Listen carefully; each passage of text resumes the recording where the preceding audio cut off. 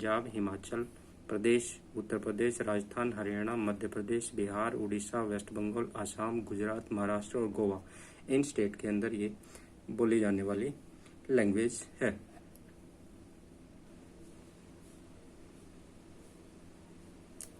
इसके बाद हम पढ़ते हैं रिलीजियस कंपोजिशन, धार्मिक संगठन। धार्मिक संगठन के आधार पर भी भारत के अंदर कई धर्मों के जो लोग हैं वो निवास करते हैं और वो सब अपने अपने धर्म के अनुसार जो है वो अपनी सांस्कृतिक गतिविधियों को अपनाते हैं। Religious is one of the most dominate force affecting the cultural and political life of the majority of Indians. Bharat में धर्म सर्वाधिक भारतीयों के संस्कृति और राजनीतिक जीवन को प्रभावित करने वाले प्रमुख बलों में से एक है कि भारत जो है वो उनके कल्चरल और पॉलिटिकल लाइफ को रिलीजियस फैक्टर जो है वो धार्मिक जो तत्व जो हैं कंपोनेंट्स जो हैं वो सबसे अधिक प्रभावित करते हैं। Since religious virtually parameters into the almost all the aspects of the people's family and community lives। लोगों के परिवार और सामुदायिक जीवन के लगभग सभी पक्षों में धर्म व्याप्त रूप से बसा हुआ है और ये महत्वपूर्ण है कि धार्मिक संगठन का विस्तार पूर्वक इनका अध्ययन करके इनकी हम जानकारी लें। It is an important to study the religious composition in detail, इसलिए क्योंकि ये भारत की सांस्कृतिक, राजनीतिक और अन्य गतिविधियों को प्रभावित करता है, इसलिए इसके बारे में हम अच्छे से गहनता से अध्ययन करेंगे। जैसा कि टेबल में दिखाया गया है रिलीजियस कम्युनिटी ऑफ इंडिया कि इंडिया के अंदर कौन कौन से रिलीजियस कम्युनिटी है और कितने परसेंट इंडिया के लोग जो हैं वो किस लैंग्वेज को मानते हैं, रिलीजियस को मानते हैं। तो इसमें इंडिया के अंदर सबसे अधिक जो लोग हिंदू धर्म को मानने वाले हैं, हिंदूज 79.8% जो पॉपुलेशन है वो हमारे हिंदू धर्म को मानती है। दूसरा जो हमारे सबसे बड़ा धर्म आता है वो आपका आता है मुस्लिम। मुस्लिम धर्म के लोग जो हैं वो 14.2% 2011 की सेंसस के अकॉर्डिंग ये डाटा हम ले रहे हैं। उसके बाद आते हैं आपके क्रिश्चियन ईसाई समुदाय के जो लोग हैं वो 2.3% है, सिख 1.7% है, बुद्धिस्ट जो है 0.7, जैन जो है वो 0.4 और अदर रिलीजियस और नॉन रिलीजियस के लोग जो हैं वो टोटल मिलाकर के हमारे 0.9% पर आ जाते हैं। तो ये आपको इसमें ध्यान रखना है टेबल के अंदर कि किस धर्म के लोग सबसे अधिक है, सेकंड पे कौन सा है, थर्ड पे कौन सा है और सबसे कम किस धर्म के लोग इंडिया के अंदर है। तो ये आपको इसमें ध्यान में रखना है कि जो जैन धर्म के लोग हैं वो सबसे कम भारत के अंदर 0.4% लोग पाए जाते हैं। अब इनमें हम देखते हैं कि कौन से स्टेट के अंदर किस धर्म के रिलीजियस के मानने वाले लोग आते हैं। इसमें हम देख रहे हैं the special distributions of religious community in the country so that the certain state and district have large numerical strength of one religion while the some same may be very negligibly represented in the other state. Hindus are distributed as the major group, many state ranging from 70 to 90% and the above aspect of the district of state along the Indo-Bangladesh border, Indo-Pak border, Jammu and Kashmir hill state and northern eastern and the scattered area of Deccan Peninsula and the Ganga plain। Hindu धर्म के लोग जो हैं वो हमारे बांग्लादेश, भारत की सीमा को छोड़ करके, भारत पाकिस्तान सीमा को छोड़ करके, जम्मू कश्मीर, उत्तर पूर्वी पर्वतीय राज्यों छोड़ करके, दक्कन के पठार और गंगा के मैदान के कुछ क्षेत्रों को छोड़ करके सभी क्षेत्रों के अंदर जो है वो हमारे हिंदू धर्म के मानने वाले लोग पाए जाते हैं। इन क्षेत्रों के अंदर भारत में 70 से 90% लोग जो हैं वो हिंदू धर्म के मानने वाले हैं और यहाँ पर हिंदू धर्म का वितरण सबसे अधिक पाया जाता है। इसके बाद आता है आपका Muslim community. Muslim is the largest religious minority concentrated in Jammu and Kashmir, certain district of West Bengal, Kerala, many district of Uttar Pradesh, in around of the Delhi and Lakshadweep. They are majority Kashmir valley and Lakshadweep.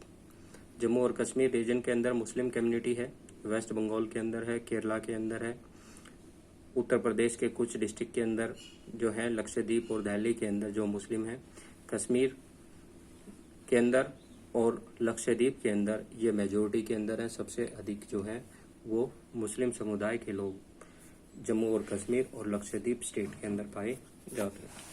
इसके बाद आते हैं आपके the Christian population is distributed mostly in the rural area of the country. ग्रामीण क्षेत्रों के अंदर ये रहते हैं। The main concentration is observed along the western coast around Goa. Goa के वेस्टर्न कोस्ट के ऊपर ये सबसे अधिक रहते हैं। उसके बाद केरला के अंदर, also in the hill state of Meghalaya, Mizoram, Nagaland, Chota Nagpur area and hills of Manipur. ये स्टेट हैं जिनके अंदर जो है हमारे क्रिश्चियन कम्युनिटी के लोग जो हैं वो निवास करते हैं।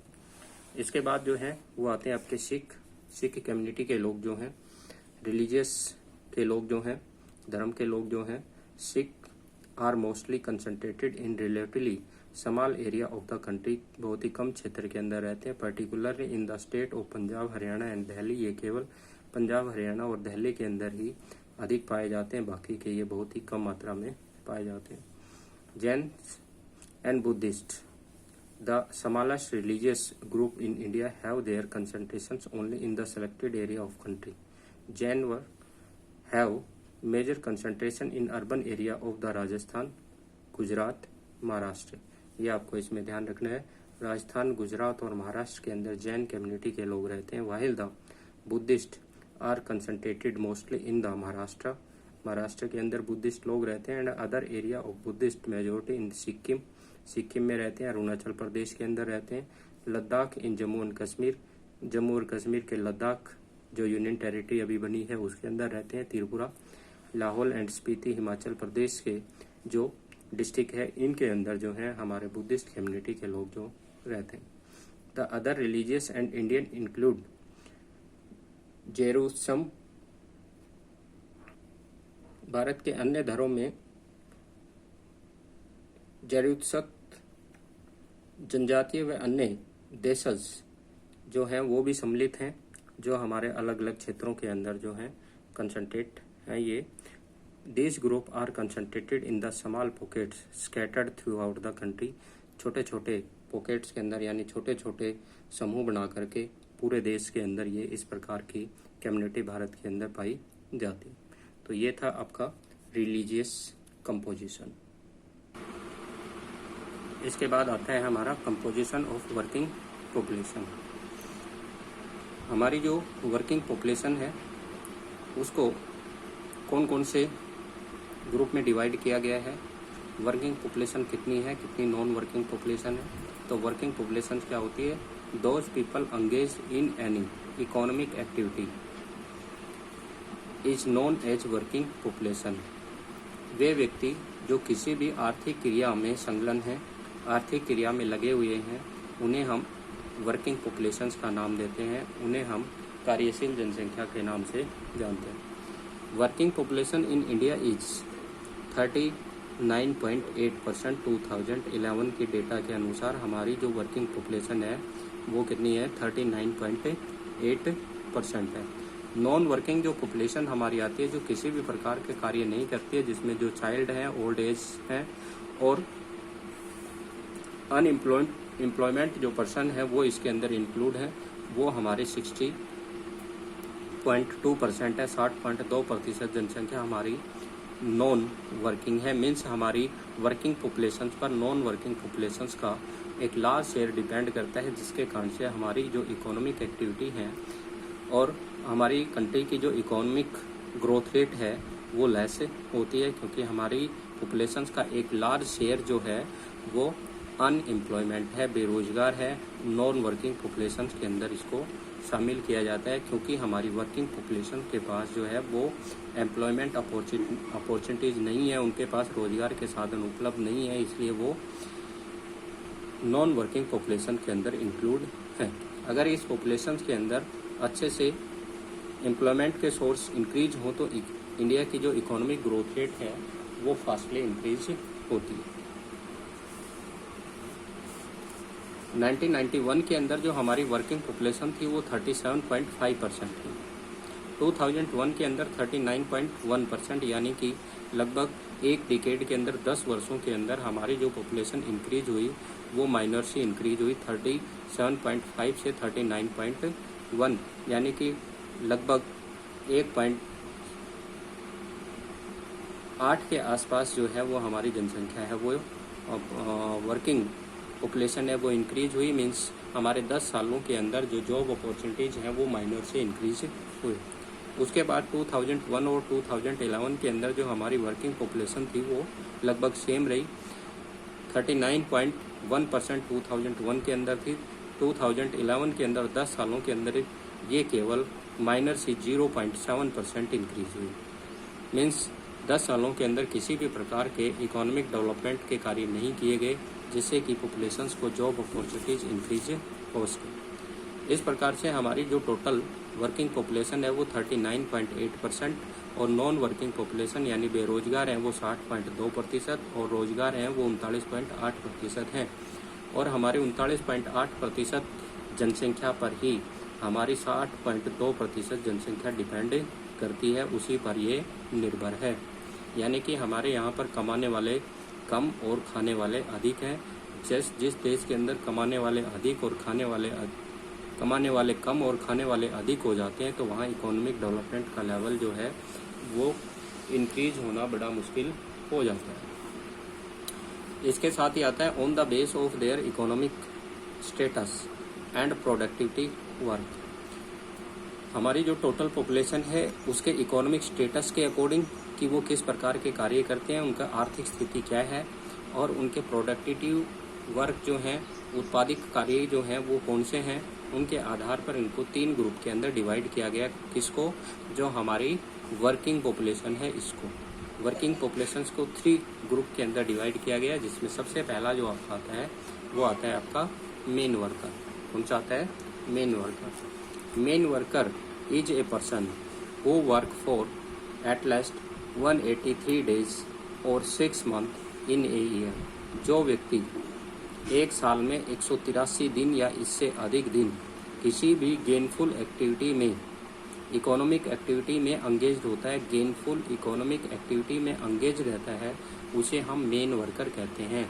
मुख्य श्रमिक वो होता है जो एक वर्ष में 183 दिन या 6 महीने या इससे अधिक किसी भी लाभदायक आर्थिक कार्यों से अपनी आजीविका प्राप्त करता है या उसमें लगा हुआ है, उसे हम मुख्य श्रमिक कहते हैं। ए person who work for at last 183 days और 6 months engaged in gainful economic activity in a year is known as main worker। ठीक है, ये आपको ध्यान में रखना है। उसके बाद आता है आपका मार्जिनल वर्कर। मार्जिनल वर्कर कौन होते हैं? सीमांत श्रमिक।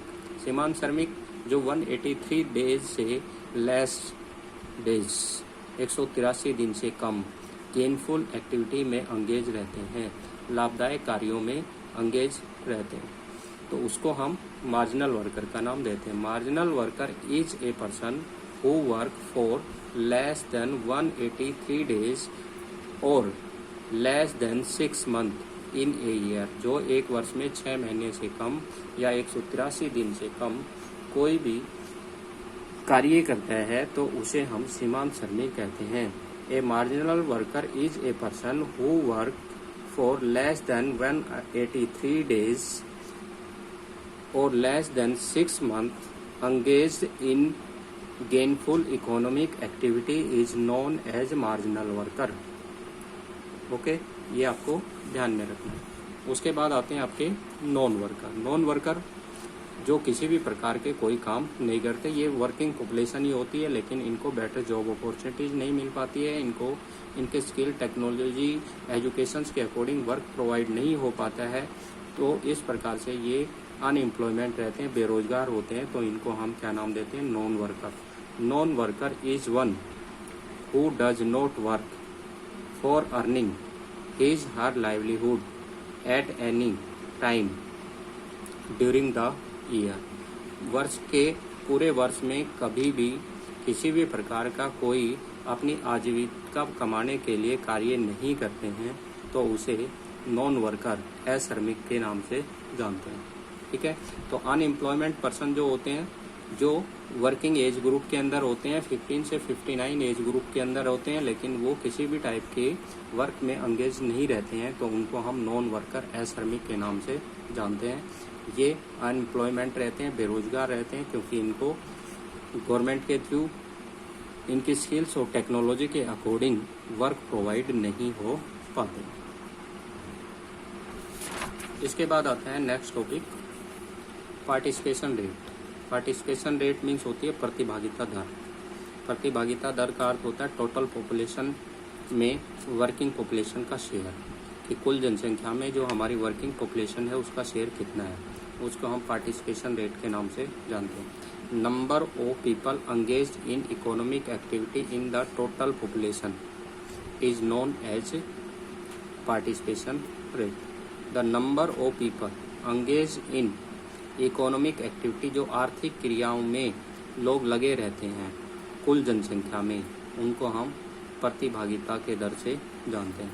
इसके अलावा इसकी डेफिनेशन जो दूसरी है, the proportion of worker in the total population is expressed participation rate. कुल जनसंख्या में कार्यरत जो लोग रहते हैं उन्हें हम प्रतिभागिता दर के नाम से जानते हैं, उन्हें हम पार्टिसिपेशन रेट के नाम से जानते हैं। पार्टिसिपेशन रेट जो होती है, इसके अंदर हमारे मेन वर्कर और मार्जिनल वर्कर दोनों को इंक्लूड कर लिया जाता है, इसलिए इसकी डेफिनेशन जो है वो एक और आती है, participation rate show the proportion of worker, main worker plus marginal worker in the total population in percentage. ठीक है, तो इसमें हम क्या कर सकते हैं, सिंपल सा लिख सकते हैं, the ratio between working population and total population is known as participation rate. The ratio between working population and total population is known as work participation. कुल जनसंख्या में कितने लोग कार्यरत हैं और कितने लोग, कुल जनसंख्या कितनी है उसके जो प्रतिशत अनुपात आता है उसको हम पार्टिसिपेशन रेट के नाम से जानते हैं। पार्टिसिपेशन रेट जो है इसका डिस्ट्रीब्यूशन भी अनइवन है।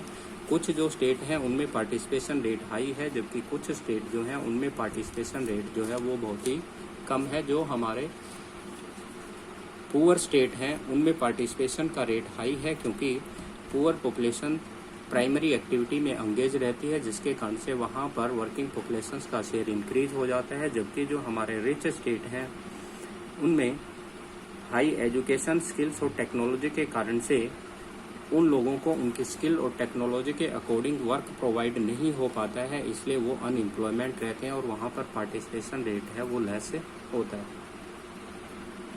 जैसा कि इसके अंदर हम देख रहे हैं, what is the work participation rate, ये अभी हमने पढ़ा है। Number of people engage in economic activity in the total population is known as a participation rate. The proportions of working population of the state and union territory show a moderate variation from about 39.6% in Goa to about 49.9% in Daman व दीव। ये आप देख रहे हैं कि हमारा जो participation rate है वो गोवा के अंदर 39.6% और जो दमन व दीव के अंदर है वो 49.9% है। तो ये आपको इसमें ध्यान रखना है। इनके अलावा जो हमारे हाई पार्टिसिपेशन रेट है वो आता है the state with large percentage of worker in Himachal Pradesh, Sikkim, Chhattisgarh, Andhra Pradesh, Karnataka, Arunachal Pradesh, Nagaland, Manipur, Meghalaya. Among the union territory Dadra and Nagar Haveli, Daman व Diu have higher participation rate.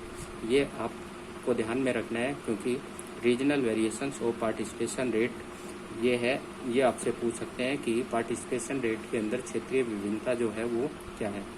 It is understood that in the context of the country like India the work participation rate tend to be higher in the area of lower level of economic development since number of manual worker are needed to perform the subsistence or near subsistence economic activity।